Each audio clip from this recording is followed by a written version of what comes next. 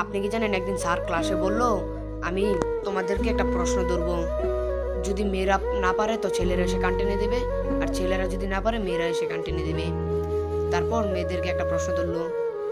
Sir বলল, বলো তো অর্পা, বাংলাদেশের রাজধানীর জায়গার নাম কি? অর্পা বলল, ঢাকা। তারপর স্যার বলল, রাইট অ্যান্সার। তারপর ছেলেদেরকে একটা প্রশ্ন করলো। ছেলেদেরকে বলল, বলো তো মহিউদ্দিন, বাংলাদেশের জাতীয় পাখির নাম কি? মহিউদ্দিন বলল, মনে মনে ভাবলো আগে, আমি দেখবো আসমানে গেলে কাকি দেখি, কাকি হবে। স্যার, কাক। ভুল অ্যান্সার। তারপর মেয়ে এসে ওর কান টেনে দিল। তারপর স্যার ছেলেদেরকে আরেকটি প্রশ্ন করলো। বলল, বলো তো রাত কখন হয়? ছেলে বলল, সন্ধ্যার পর। তারপর স্যার বললো, রাইট অ্যান্সার, তুমি বসো। মেয়েদেরকে একটা প্রশ্ন করলো। বলো তো বাংলাদেশের জাতীয় মাছের নাম কি? মেয়ে বলল, পাঙ্গাস।